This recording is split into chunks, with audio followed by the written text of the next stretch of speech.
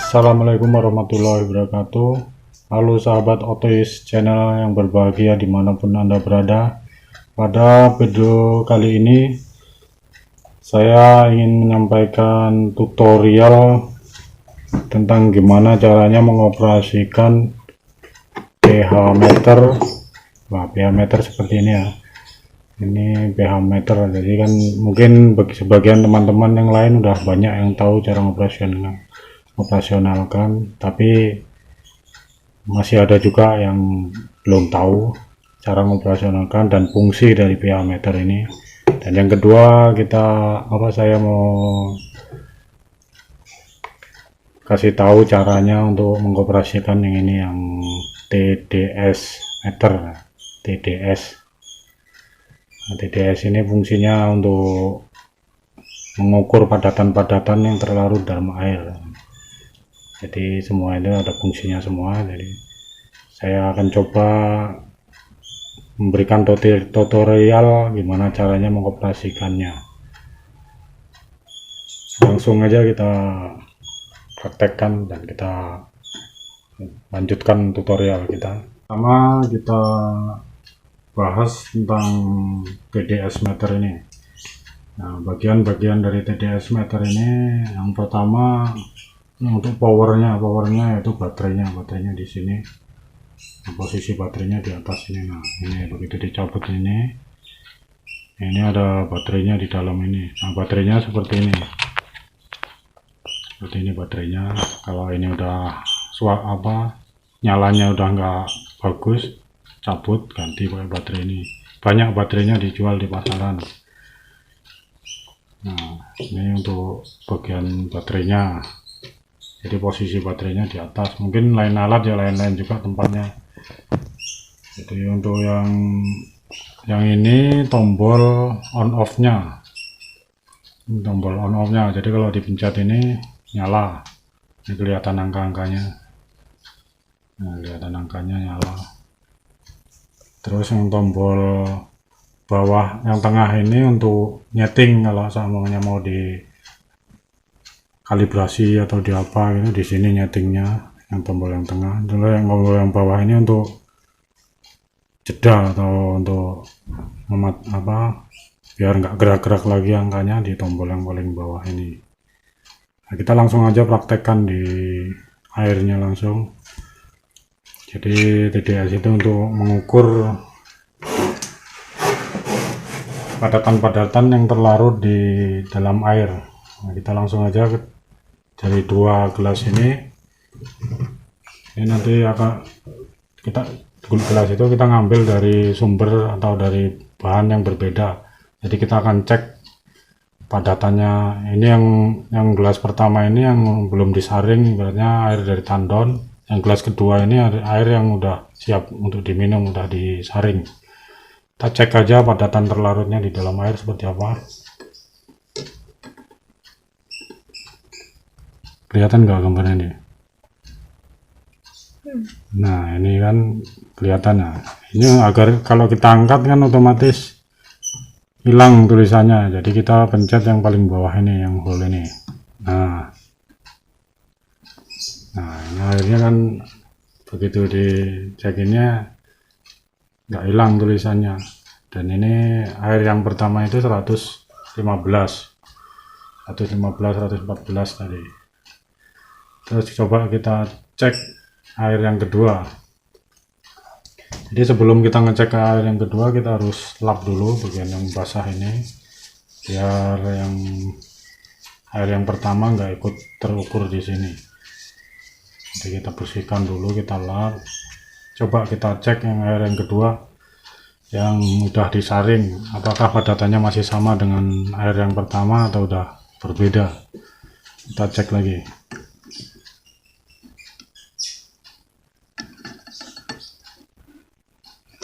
Nah, ternyata berbeda, jauh sekali berbeda air yang udah disaring. Ini bahan bakunya, yang ini produk yang udah disaring, udah difilter di depot isi ulang saya. Nah, kita coba di hold lagi biar nggak bergerak. Nah,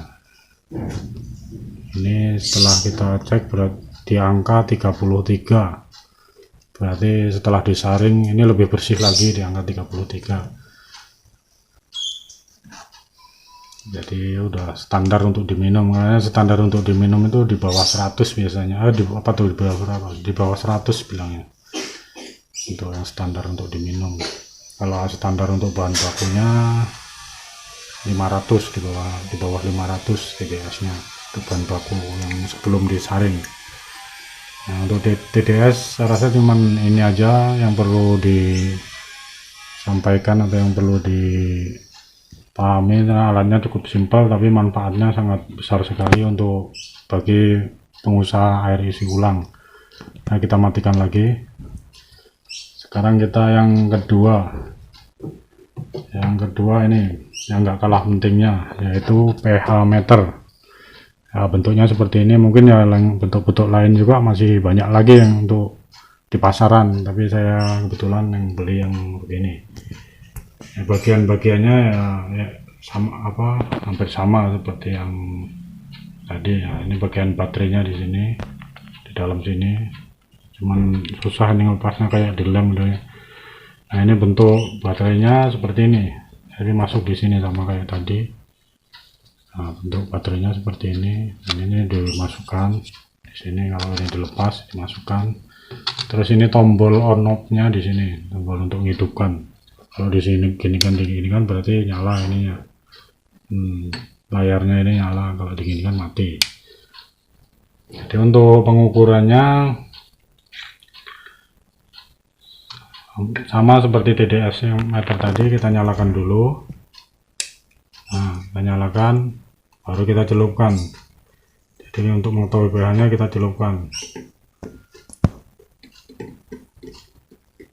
Cuman kalau untuk pH meter itu nggak ada untuk hole-nya untuk berhenti. Jadi setelah kita celupkan, kita harus mengetahui, kita bisa lihat kalau udah nggak gerak-gerak angkanya ini berarti udah segitu pH nya. Jadi nggak bisa dimatikan kayak tadi, dikunci lah. Ini pH nya 6,7. Yang untuk air yang tadi yang belum disaring pH nya 6,7, 6,5, sekitar 65 sampai 6,7. Kita lap lagi, coba kita tes yang udah disaring. Yang udah disaring pH nya, nah pH nya sama aja 6,8, 6,9. Memang kalau pH itu biar kita lakukan penyaringan juga, pH biasanya nggak berkurang atau bertambah, kecuali kita treatment khusus lah untuk naikkan pH atau menurunkan pH. Jadi kalau sebatas disaring aja pH rata-rata nggak berubah, seandainya berubah sedikit aja. Dan pH ini perlu dikalibrasi biasanya kalau udah kita nggak yakin dengan hasilnya atau gimana. Kita bisa kalibrasi menggunakan ini, namanya pH butter powder. Jadi untuk kalibrasi pH ini karena ini udah hampir habis dikalibrasi, jadi nggak perlu dikalibrasi lagi. Cuman caranya ini, bubuk ini dimasukkan ke dalam sini. Ini pH nya, bubuk ini pH nya 4,0. Jadi kalau air ini dikasih bubuk ini, otomatis pH-nya jadi 4,0. Jadi biarpun pH-nya berapa di sini, setelah dikasih bubuk ini pH-nya jadi 4,0. Jadi bubuk ini fungsinya untuk membuat air yang untuk kalibrasi punya pH 4,0. Nah, jadi setelah ini dimasukkan di sini, diaduk, baru diukur sama ini, sama pH meter.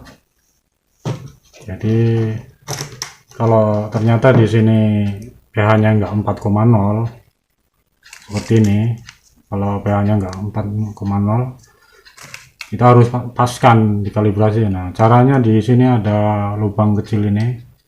Nah, lubang kecil ini kita putar-putar, kita paskan biar 4,0. Sama aja untuk nyeting lah lubang ini, untuk nyeting biar kena 4,0 nya di sini. Setelah 4,0 settingannya, putarannya pas, udah jangan diputar lagi, berarti kalibrasi udah selesai. Nah, kita tes lagi sama yang ini, yang pH 6,8. Nanti setelah kita putar di 4,0 untuk meyakinkan lagi, kita yang bubuk yang membuat pH 6,8 kita taburkan lagi di gelas yang satunya. Nah, kita aduk lagi, terus kita cek lagi.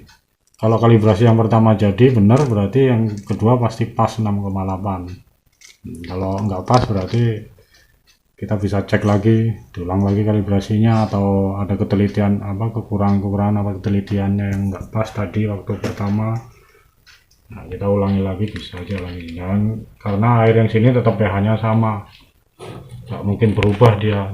Ini bisa disimpan bisa 1 tahun 2 tahun nggak apa-apa, pH-nya nggak akan berubah selama nyimpannya rapat, nggak terkontaminasi dengan benda-benda lain.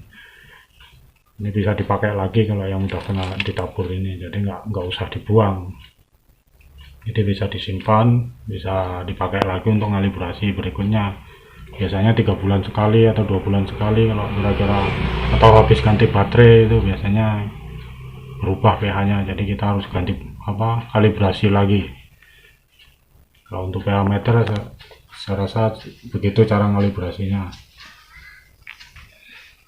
Kalau untuk TDS itu kalibrasinya, karena kita nggak punya alatnya, nggak punya biasanya itu pakai air mineral yang ada di situ, ada kandungan ppm-nya berapa gitu, kayak air mineral ada ppm-nya berapa. Nah, kita celupkan aja di situ, kan ada di kemasannya ada tulisan sama ppm-nya 60 atau berapa gitu kan.